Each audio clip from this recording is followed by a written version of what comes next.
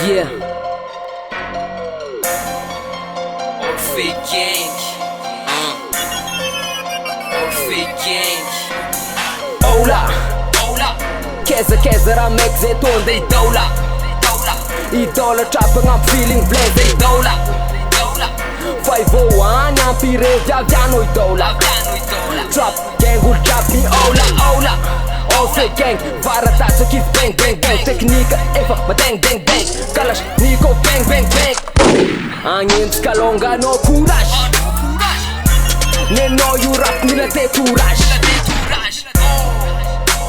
zay tô misata kô fa mitrap tandrignesy Orphe besta the man trôdô ty tandrignesy kô bagnôlo zay fa bogary awe kapinan'io bogary Orphe Gang is the best nigga.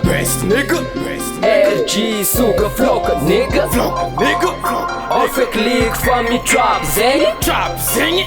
Chegou mlatka zay tsy miala meg. Orphe Gang is the best nigga. RG suga floka nigga. Orphe click fa mi trap zengi.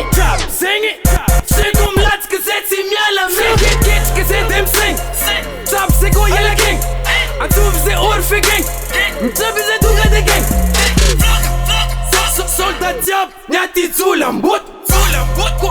Ko i frappe za tsy tampobot. Zay mbo miketrika fa dia nezalo.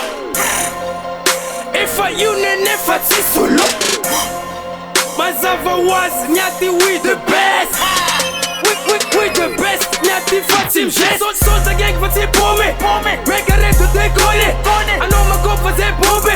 Agnetsika neno laisse tomber. Tsy mikifanao devo fling. Tsy anompanao Orphe Gang. Tsy misata zay ata mafinaga. No desty pas sumarata. Vloga.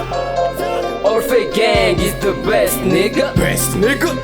RG suga floka nigga. Orphe click fa mi trap zengi.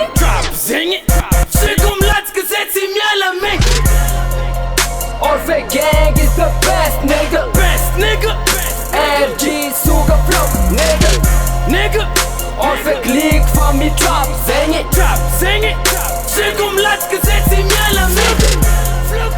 Orphe Gang is the best nigga. RG suga floka nigga. Orphe click fa mi trap zengi. Chegou mlatka zay tsy miala meg.